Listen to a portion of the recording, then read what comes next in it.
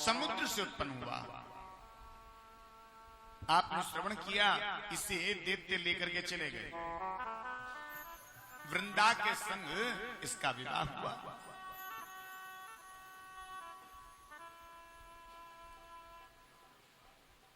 एक दिन शुक्राचार्य पधारे और शुक्राचार्य जब आए तो जलंधर ने शुक्राचार्य को अपने गुरु के रूप में स्वीकार कर लिया।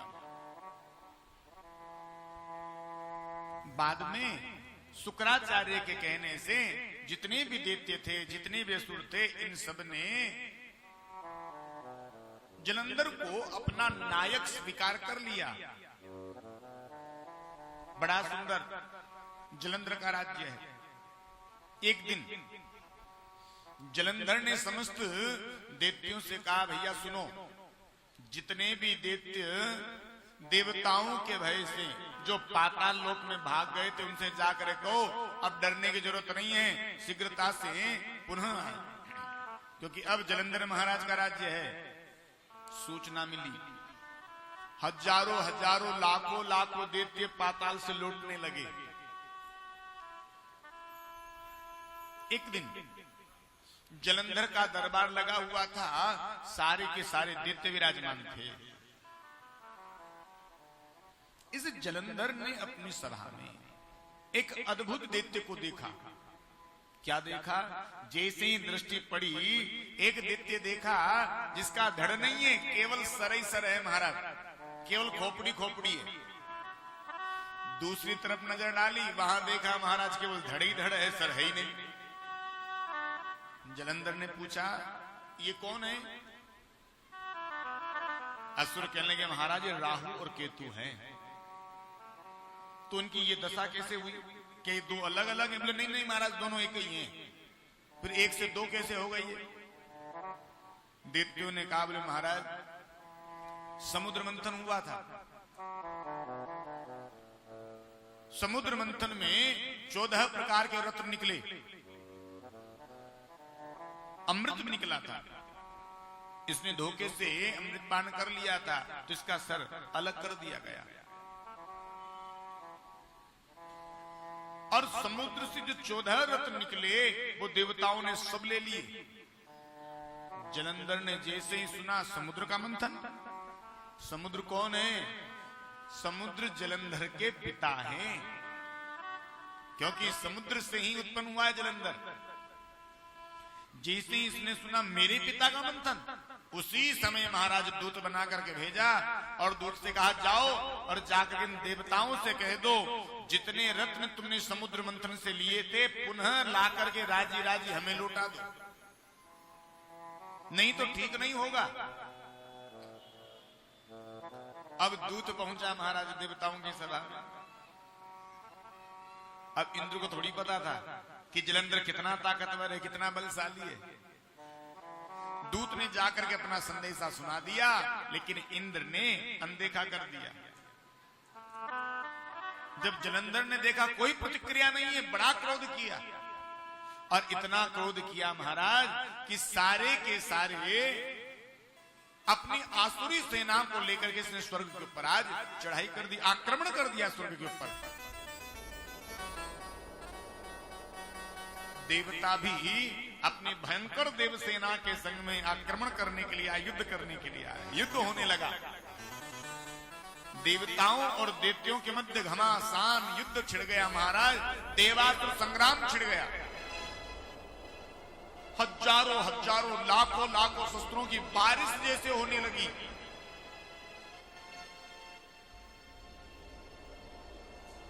जब घमासान युद्ध हुआ, इस युद्ध में जब देवता घायल होते तो देवगुरु बृहस्पति क्या करते?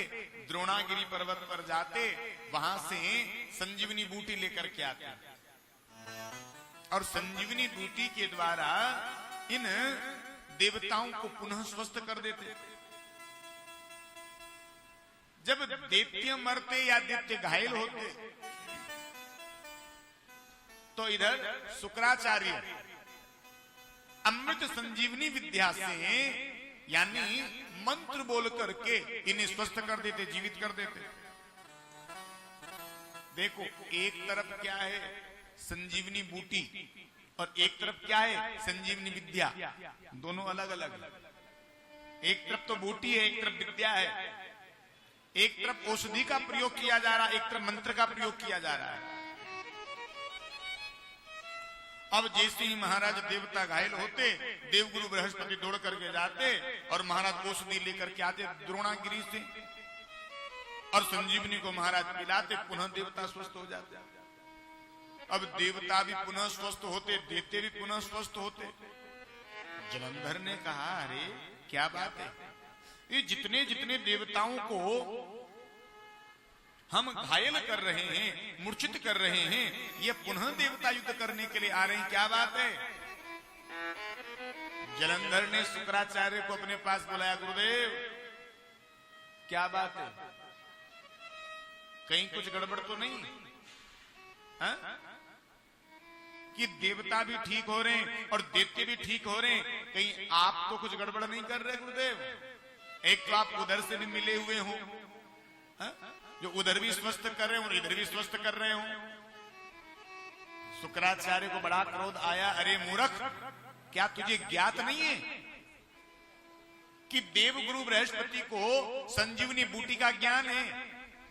हाँ विद्या तो वो नहीं जानते, लेकिन उन्हें संजीवनी बूटी का ज्ञान है। जैसे तुम मूर्छित करते हो देवताओं को, वो द्रोणागिरी पर जाते हैं और द्रोणागिरी से संजीवनी बूटी ला करके उन्हें पुनः स्वस्थ कर देते हैं।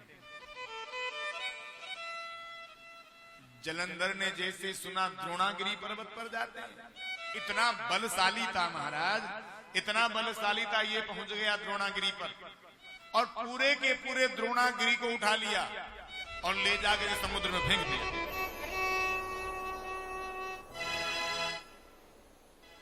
अब देवता जैसे मूर्छित होने लगे, देवता जब घायल होने लगे, देवगुरु बृहस्पति पहुंचे महाराज द्रोणागिरी पर औषधि लेने के लिए। क्या देखा, वहां तो सफा सट्ट मैदान में कुछ है ही नहीं।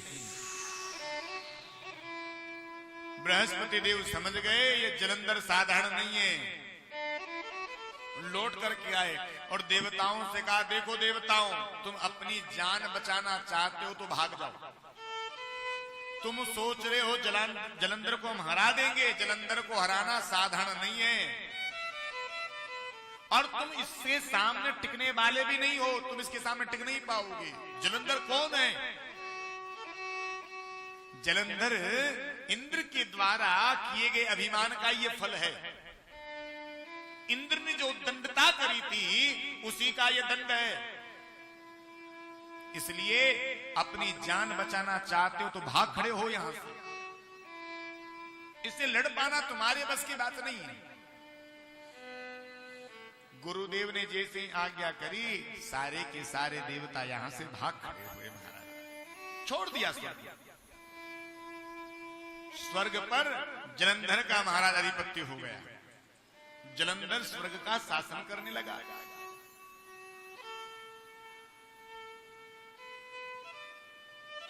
जलंधर जब स्वर्ग का शासन करने लगा तो सारे के सारे देवता बड़े परेशान, बड़े भयभीत हुए।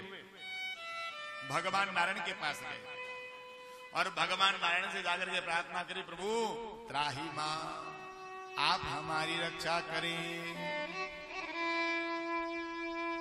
याचना लेकर के देवता नारायण के पास पहुंचे हैं। भगवान नारायण ने कहा, क्या हुआ? बोले, प्रभु जलंधर महाभयंकर दैत्य है और जलंधर से युद्ध करना हमारे बस की बात नहीं है। प्रभु आप चलिए और देवताओं की सहायता कीजिए, देवताओं की मदद कीजिए। भगवान नारायण खड़े हुए, जैसे ही देवताओं की मदद के लिए आगे बढ़ने लगे, इधर लक्ष्मी उठकर के आई और भगवान नारायण के चरणों में गिर पड़ी। प्रभु कहां जा रहे हो? भगवान ने कहा, देखो देवताएं हैं, देवता मदद की गुहार लगा रहे हैं, इन देवताओं की मदद करने के लिए जा रहा हूं। तो प्रभु क्या करोगे? बोले, जलंधर से युद्ध करूंगा और क्या करूंगा। प्रभु एक विनती है। हाँ तुम युद्ध करने के लिए तो चले जाओ, पर आप उसे मारना मत। भगवान ने कहा क्यों नहीं मारेंगे? लक्ष्मी ने कहा प्रभु वो मेरा भाई है। अब भाई कैसे हुआ? लक्ष्मी कहां से उत्पन्न हुई, कहां से प्रकट हुई? समुद्र से, मंथन में। और जलंधर कहां से प्रकट हुआ? जलंधर भी महाराज समुद्र से प्रकट हुआ। दोनों समुद्र से प्रकट हुए। इसी नाते लक्ष्मी ने कहा वो मेरा भाई लगता है, आप उसको मारना मत प्रभु, मुझे वचन दे करके जाओ। भगवान ने कहा देखो मार तो उसे मैं वैसे भी नहीं सकता। क्यों? रिश्ते में एक तो वो तेरा भाई लगता है, दूसरा वो शंकर से उत्पन्न हुआ है, इसलिए उसे मार तो वैसे भी नहीं सकता। उसकी मृत्यु तो केवल महादेव के ही द्वारा संभव है, लेकिन देवी मुझे जाना पड़ेगा। ये सारे के सारे देवता मेरे पास आए हैं। अब भगवान नारायण यहां से जलंधर से युद्ध करने के लिए पहुंचे। जैसे गरुड़ पर बैठ करके युद्ध करने के लिए गए, यहां गरुड़ जी की शक्ति का वर्णन किया गया है। गरुड़ जी की कितनी शक्ति है। भगवान जब गरुड़ पर बैठ करके गए तो गरुड़ के पंखों का इतना प्रचंड वेग था महाराज, सैकड़ों देते उड़ने लगे महाराज। तितर बितर हो गए देते सारे के सारे। तेज भयंकर आंधी तूफान की तरह गरुड़ जी के पंखों का वेग था। युद्ध करने के लिए गए भगवान। जलंधर युद्ध करने के लिए आया भगवान से। जलंधर ने भगवान के ऊपर कई शस्त्रों का प्रहार किया, लेकिन भगवान किसी शस्त्र का उत्तर नहीं देते। जितने शस्त्र वो छोड़ता भगवान सब शस्त्रों को काट देते। जलंधर ने देखा जितने शस्त्र मैं छोड़ रहा हूं ये सारे के सारे शस्त्रों को काट दे रहा है, क्या करें? जलंधर ने सोचा ऐसे नहीं काम चलेगा, ऐसे मैं स्वयं जाकर के मल युद्ध करूंगा। और देखिए धर्म युद्ध के पहले नियम होते थे, यानी एक के साथ एक ही लड़ा करता था। यदि सामने वाला शस्त्र से है तो आप भी शस्त्र से युद्ध करेंगे। यदि सामने वाला युद्ध में निहत्था हो गया फिर उसके ऊपर आक्रमण नहीं किया जाता था। ऐसा धर्म युद्ध का नियम था। महाभारत काल में जब महाभारत का युद्ध चल रहा था, कौरव पांडवों का जब युद्ध चल रहा था, कथा बड़ी प्रचलित है। जब कर्ण युद्ध कर रहा था तो कर्ण का रथ का पहिया जमीन में धंस गया। जैसे जमीन में धंसा कर्ण उस पहिए को निकालने के लिए उतरा। जैसे कर्ण नीचे उतरा पहिए को निकालने लगा, इतने में अर्जुन ने अपने गांडीव के ऊपर महाराज बाण निकाल लिया, बाण चला दिया। बाण रख करके कन्हैया की तरफ देखा। कन्हैया ने कहा अर्जुन छोड़ दो बाण। कर्ण ने कहा प्रभु ये आप क्या कर रहे हो? अरे आप तो धर्म के जानकार हैं, आप भगवान हैं, और फिर भी अधर्म के साथ युद्ध करने की आप शिक्षा दे रहे हैं। प्रभु ये ठीक नहीं है। आपको पता है मैं निहत्था हूं, मेरे पास कोई अस्त्र शस्त्र नहीं है, और आप अर्जुन को आज्ञा दे रहे हैं चला दो बाण। जैसे कर्ण ने ये कहा ना, द्वारिकाधीश महाराज ठहाका मार करके हंसे जोर से। कन्हैया ने कहा अरे वाह, तुम्हें आज बड़ा धर्म याद आ रहा है, हा? तुम आज बड़े नियम बता रहे हो। तुम्हें आज इतने नियम याद आ रहे हैं, हा? पर देखो क्या तुम्हें विदित है जब अभिमन्यु आया तुम 7 महारथियों ने उस छोटे से बालक को चक्रव्यूह में फंसा करके 7 महारथियों ने उस एक छोटे से बालक को मार डाला था, और आज तुम्हें बड़ा नियम याद आ रहा है, जबकि महाभारत का युद्ध प्रारंभ होने से पहले ही निर्धारित हो गया था कि रथी के साथ रथी लड़ेगा, महारथी के साथ महारथी लड़ेगा, एक के साथ एक लड़ेगा, योद्धा के साथ योद्धा लड़ेगा। और आज आप बड़ी भारी ज्ञान का उपदेश कर रहे हैं। अरे हम कह सकते हैं, यदि तुम एक एक महारथी चल करके उस छोटे से बालक से युद्ध करने के लिए आते तो शायद हमें ऐसा लगता है तुम उस बालक को हरा ही नहीं पाते, पर तुम सात सात महारथियों ने मिलकर के उस छोटे से बालक को मार डाला। उस समय तुम्हारा युद्ध कहां गया था? उस समय तुम्हारे नियम कहां गए थे? आज बड़ा भारी ज्ञान का उपदेश कर रहे हो। अपने प्राण आज संकट में दिखे, आज तुम्हें धर्म याद आ रहा है। दूसरा, जब भरी सभा में द्रौपदी के चीरहरण किया जा रहा था, द्रौपदी के वस्त्र को खींचा जा रहा था, तुम भी वहीं बैठे हुए थे। और कर्ण क्षत्रिय की ऐसी मर्यादा है, यदि किसी क्षत्रिय के सामने किसी अबला नारी का शील भंग किया जा रहा हो, अबला नारी के साथ यदि कोई ऐसी घटना घटित हो रही हो और आप में यदि सामर्थ्य है, तो जो ऐसा कृत्य कर रहा है ना, उसका सर धड़ से विधीन कर दो। पर कर्ण, तुम वहां बैठे बैठे आनंद ले रहे थे, वहां तुम्हें कोई नियम याद नहीं आया, वहां तुम्हें धर्म नहीं दिखा। धर्म केवल उपदेश करने के लिए होता है। आज तुम्हारे प्राण तुम्हें संकट में नजर आ रहे हैं, इसलिए तुम धर्म की दुआई दे रहे हो। अर्जुन, जो स्वयं कभी धर्म का युद्ध नहीं लड़ा, जो स्वयं अधर्म का युद्ध लड़ता है, जो स्वयं पाप के साथ युद्ध करता है, उसे धर्म से युद्ध करने का कोई अधिकार नहीं है। हम कहते हैं मार डालो उसे।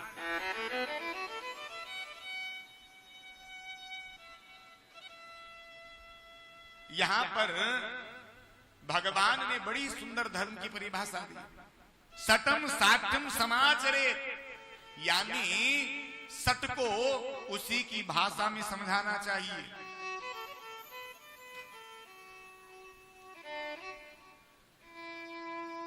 तो आज जलंधर ने क्या निर्णय लिया? जलंधर ने निर्णय लिया, मैं इससे शस्त्रों से जीत नहीं पा रहा हूं, क्यों नहीं इससे मैं मल्ल युद्ध करूं। अब जलंधर उतरा और भगवान से युद्ध करने के लिए आया। जब भगवान से युद्ध करने के लिए, तो भगवान भी से युद्ध करने के लिए लगे।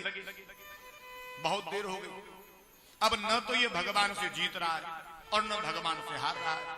भगवान तो खिला रहे, क्योंकि वचन दे करके आए थे, हम मार नहीं सकते उसे। भगवान तो उसे खिला रहे थे। युद्ध करते करते महाराज भगवान नारायण रुक गए कुछ क्षण के लिए, और भगवान ने चलते युद्ध में जलंधर से कहा, जलंधर, मैं तुझसे बहुत प्रसन्न हूं और मैं तुझे कुछ देना चाहता हूं, मांगो। क्या मांगते हो? जलंधर ने कहा, प्रभु देखो, ये तो मैं जान गया कि न तो मैं आपसे युद्ध जीत पा रहा हूं और न आप मुझे हरा पा रहे, ये तो पक्का हो गया।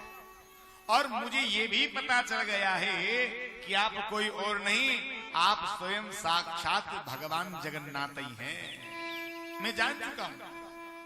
और मुझे मेरे गुप्तचरों से यहां तक सूचना मिली है, विचार करो कैसे महाराज अद्भुत इसके गुप्तचर रहे होंगे। मुझे गुप्तचरों से यहां तक सूचना मिली है कि आप जब मुझसे युद्ध करने के लिए आ रहे थे, तो मेरी बहन ने आपसे मना कर दिया था कि उसे मारना मत। प्रभु, आप यदि मुझसे प्रसन्न हैं और आप मुझे कुछ यदि देना चाहते हैं, तो आप मेरी एक विनती को स्वीकार कर लो। भगवान ने कहा, क्या विनती है? बोले प्रभु विनती कुछ नहीं है, बस इतनी सी आप मेरी विनती स्वीकार करो। यदि आप मुझसे प्रसन्न हैं तो मेरी बहन के साथ मेरे महलों में आनंद पूर्वक आप वास करो।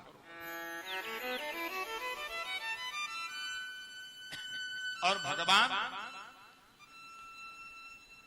चल करके जलंधर के महलों में वास करने लगे।